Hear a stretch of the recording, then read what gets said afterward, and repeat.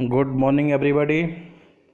कल के टॉपिक में हमने देखा कि किस तरीके से रेगुलेटिंग एक्ट का कहीं ना कहीं इंटर होता है रेगुलेटिंग एक्ट इंडिया में, और रेगुलेटिंग एक्ट के प्रोविजंस क्या थे, फीचर्स क्या थे, सैलेंट फीचर क्या थे, और रेगुलेटिंग एक्ट में डिफेक्ट क्या थे। ये 3 पॉइंट हमने कल के लेक्चर में देखा। अभी ठीक रेगुलेटिंग एक्ट के बाद का जो टॉपिक आता है उसे हम बोलते हैं Pitt's India act 1784। पिट्स India act 1784 का मतलब क्या है कि मैं आपको बता दूं, ये एक्ट पास किया तो उस समय ब्रिटिश पीएम थे विलियम पिट। लोग बोलते हैं उन्होंने पास किया था, लेकिन कुछ है लोग ऐसा भी कहते हैं जब ये पास हुआ तो उस समय बस ये पीएम थे, इसीलिए बोल दिया गया कि पिट्स इंडिया एक्ट 1784। क्यों? याद रखिएगा, रेगुलेटिंग एक्ट में कंपनी जो थी वो इंडिया पे पूरी मोनोपोली लेकर रखी थी। केवल रेगुलेशन से रिलेटेड इंटरफेरेंस था किसका? कंपनी का। कंपनी बस रेगुलेशन से रिलेटेड इंटरफेरेंस कर सकती, बस इतना था। लेकिन जब हम बात करते हैं पिट्स इंडिया एक्ट की, तो अब कंपनी सबऑर्डिनेट हो गई थी किसकी? ईस्ट इंडिया कंपनी, क्राउन की। ब्रिटिश पार्लियामेंट के ब्रिटिश क्राउन की सबऑर्डिनेट हो गई थी कौन? British East India company. तो याद रखिएगा, रेगुलेटिंग एक्ट में केवल ईस्ट क्राउन ने रेगुलेशन इस्टेब्लिश किए थे, कुछ नियम बनाए थे। लेकिन पिट्स इंडिया एक्ट में क्राउन ने क्या किया था कि अब वो डायरेक्ट एडमिनिस्ट्रेशन करने लगा था। कहाँ पे? इंडिया में डायरेक्ट इंटरफेरेंस इंडिया में स्टार्ट हो गया था। Now company became the subordinate to the East India, to the British crown, subordinate हो गया था। और फर्स्ट टाइम एक वर्ड यूज किया गया था, ब्रिटिश पजेशंस इन इंडिया। ठीक है, मतलब ब्रिटिश पजेशन नाम का शब्द आ गया कि ब्रिटिश का पजेशन होने लगा इंडिया में। ये भी पिट्स इंडिया एक्ट में ही सबसे पहले यूज हुआ था ये वर्ड। तो देखते हैं, आगे बढ़ते हैं, आखिर पिट्स इंडिया एक्ट है क्या। तो एक चीज़ मैं आपको बता दूं, एक बहुत ही छोटा सा पॉइंट तो हर किसी को मालूम है कि रेगुलेटिंग एक्ट में जो डिफेक्ट थे, जो कमी थी, उसको दूर करने के लिए पिट्स इंडिया एक्ट को लाया गया। तो इसी लोग बोलते हैं Pitt's India Act. By this act reforms were made in regulating act. तो देखते भाई क्या रिफॉर्म मेड किए गए थे रेगुलेटिंग एक्ट में। तो सबसे पहले हम देखेंगे पिट्स इंडिया एक्ट है क्या। देखिए स्लाइड पे दिख रहा है आपको, the पिट्स India act 1784 also called the East India company act. बहुत इंपॉर्टेंट है, याद रखिएगा, इसको ईस्ट इंडिया कंपनी एक्ट भी बोला जाता है। ठीक है, was passed by the British parliament to correct the defects of regulating act of 1773। Second point, इसको पास किया गया था ताकि रेगुलेटिंग एक्ट के डिफेक्ट्स को क्या किया जाए? करेक्ट किया जा सके। This act resulted in dual control of British possession in India by the British government and the company, with the final authority resting with the government. This act continued in effect until 1858. याद रखिएगा, यहाँ से dual control जो आपको दिख रहा है ना, ये आगे मैं आपको बताने वाला हूँ कैसा dual control. Board of control और कोर्ट ऑफ डायरेक्टर्स, ये दोनों बनाए जाएंगे, और ये दोनों के कंट्रोल में ही कंपनी का रेगुलेशन रहेगा और क्राउन का सुपरविजन रहेगा। तो इसीलिए इसको बोला जाता है ड्यूल कंट्रोल। और ये ड्यूल कंट्रोल कब तक रहेगा? 1858 तक। क्यों? क्योंकि 1857 में द रिवोल्ट ऑफ 1857 जो होगा, क्रांति, उसके बाद कंपनी को यहाँ से एबॉलिश कर दिया जाएगा, कंपनी के रूल को एबॉलिश कर दिया जाएगा, कंपनी को यहाँ से भेज दिया जाएगा। कंपनी बस अब केवल एक ट्रेडिंग स्पॉट बन के रह जाएगी, और जितना भी रूलिंग या फिर बोला जाए कि भारत पर जो अधिकार है, इम्पीरियलिज्म है या कॉलोनियलिज्म है, उन सब से रिलेटेड जितने भी एस्पेक्ट है वो सब क्राउन के अंडर में आ जाएंगे। Now crown became the master of India. Before 1857 British East India company was the master of India, but after 1857 British crown was the master of India. But before 1857 and after the 1784 when the Pitt's India Act was passed, two masters of the India, first board of control and second court of directors. But when British Crown became the master of India, they abolished the board of control and court of directors and directly rule किया वो कहाँ पे, India पे। तो इसी को हम कहते हैं ड्यूल गवर्नमेंट। ठीक है, ड्यूल गवर्नमेंट क्या है मैं बहुत अच्छे से आपको बताता हूँ। देखिए चार्ट आपके सामने अवेलेबल है, इसमें देखिए ब्रिटिश क्राउन इन इंग्लैंड, फिर देखिए बोर्ड ऑफ कंट्रोल, फिर British East India Company in England, फिर कोर्ट ऑफ डायरेक्टर्स, और उसके बाद फिर आपको दिखेगा East India Company in Bengal, फिर गवर्नर जनरल, और फिर गवर्नर जनरल बंगाल पे रूलिंग, और गवर्नर जनरल का मद्रास पे। यहाँ पे मैं आपको बता दूँ सबसे ऊपर हेड पॉइंट पे कौन था, ब्रिटिश क्राउन इन इंग्लैंड। फिर ब्रिटिश क्राउन इन इंग्लैंड के बाद ब्रिटिश ईस्ट इंडिया कंपनी कहाँ पे, जिसका हेड ऑफिस था कहाँ पे, इंग्लैंड। फिर ब्रिटिश ईस्ट इंडिया कंपनी का हेड ऑफिस इंडिया में कहाँ पे था, बंगाल।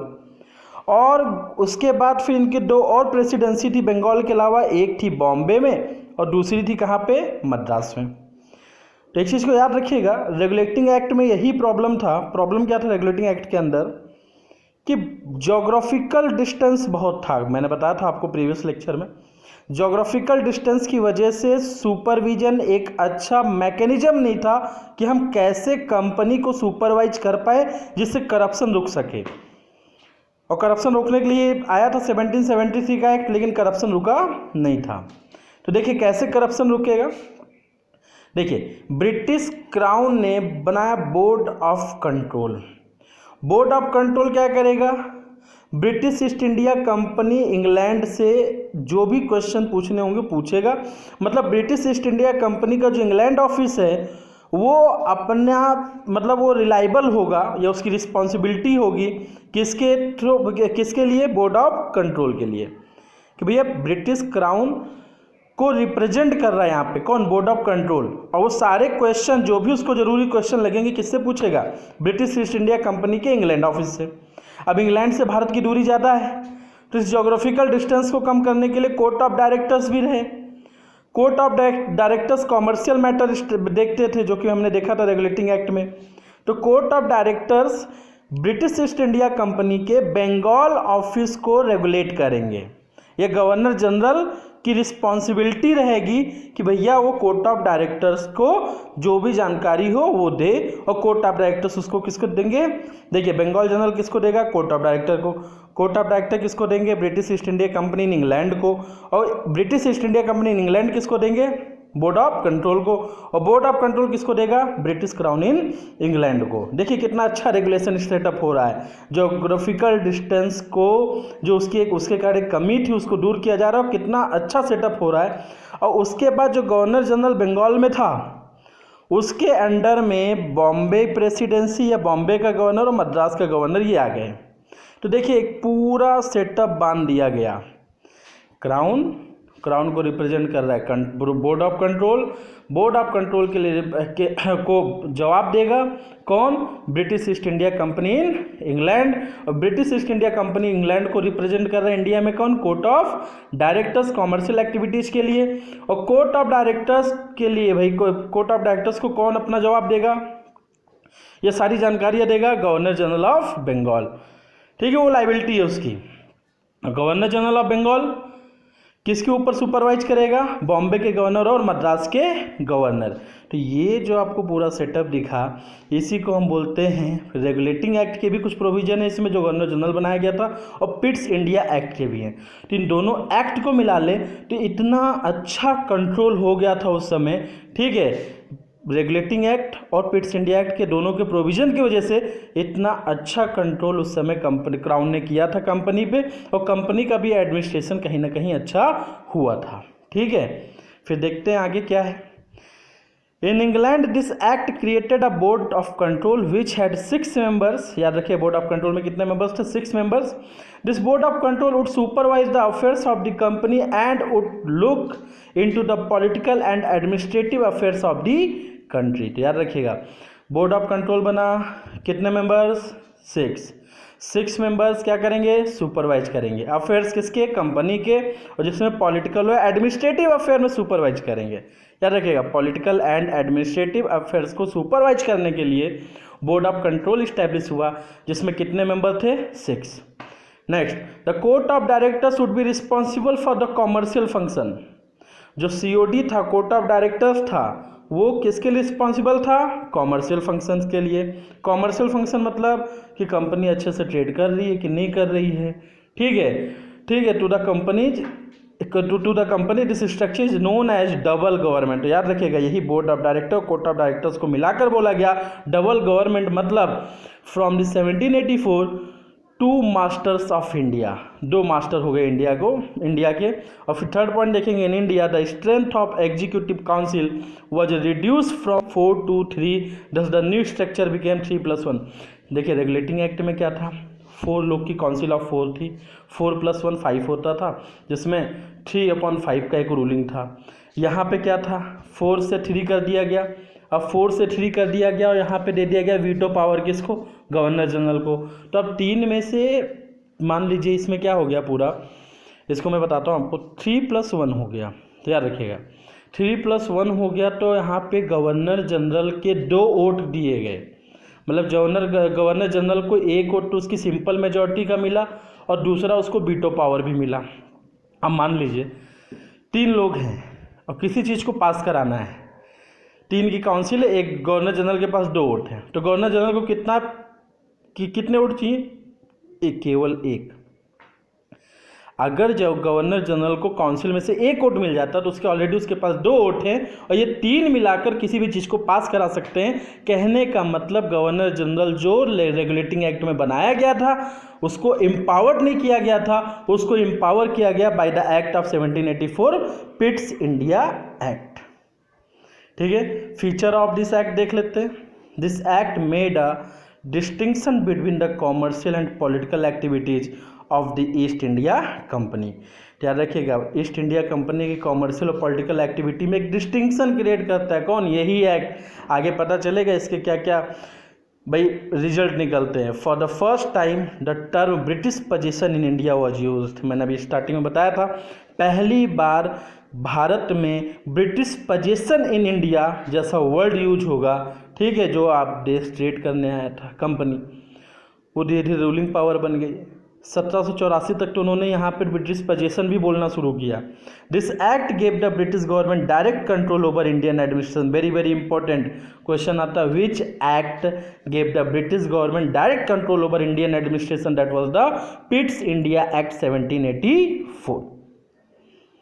ठीक है, the company became subordinate to the British government, unlike as in the previous regulating act of 1773 where the government only sought to regulate matters and not take over। याद रखिएगा, regulating act से government ने केवल company के regulate matter को देखा था, take over नहीं किया था। लेकिन 1784 के पिट्स इंडिया एक्ट में now company was became the subordinate of the British government या ब्रिटिश क्राउन। ठीक है, अब कंपनी ब्रिटिश क्राउन का सबऑर्डिनेट हो जाता है। ठीक है, पोजीशन जैसे वर्ड आ जाते हैं। कंपनी जो क्राउन पहले रेगुलेट कर रहा था वो अपना सिकंजा कहीं ना कहीं जकड़ने लगता है और वो यहाँ पे रूलिंग पावर कहीं ना कहीं बनना शुरू होता है। This act established the British crown's authority in the civil and military administration of its Indian territories. Commercial activities were still a monopoly in the company. तो याद रखिए, this act established the British crown authority in the civil and military administration. Very important, कई बार पूछा गया civil और military administration में British crown की अथॉरिटी किस एक्ट ने स्टैब्लिश की? तो it was the पिट्स India act 1784।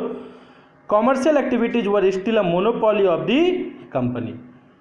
तो जो कॉमर्शियल एक्टिविटीज़ थी वो अभी भी किसकी मोनोपोली थी? कंपनी की। लेकिन रूलिंग से रिलेटेड जो भी चीज़ें थी, पॉलिटिकल, एडमिनिस्ट्रेशन, मिलिट्री, सिविल, सब पे अधिकार कर लिया था किसने? ब्रिटिश क्राउन ने। ठीक है, इस चीज़ को ध्यान दीजिएगा। एक चीज़ मैं आपको बता दूं, ब्रिटिश क्राउन का मतलब केवल महारानी नहीं होते, महाराजा नहीं होते। ब्रिटिश क्राउन 3 चीज़ों से मिलकर बना है, मोनार्की, ब्रिटिश कैबिनेट और ब्रिटिश पार्लियामेंट। इन तीनों के कलेक्टिव, ठीक है, इन तीनों के कलेक्टिव मैनर्स को हम बोलते हैं ब्रिटिश क्राउन। तो मतलब British cabinet, British parliament and monarchy, इन तीनों को मिला लो तो बोला जाता है क्या? British crown. ठीक है, जो 1858 में इंडिया में आ जाएगा डायरेक्टली रूल करने। अगर आपको अच्छा लगा हो लेक्चर तो आप चैनल को सब्सक्राइब करें, आगे के टॉपिक ऐसे ही आपको मिलते जाएंगे। चलिए, थैंक यू सो मच।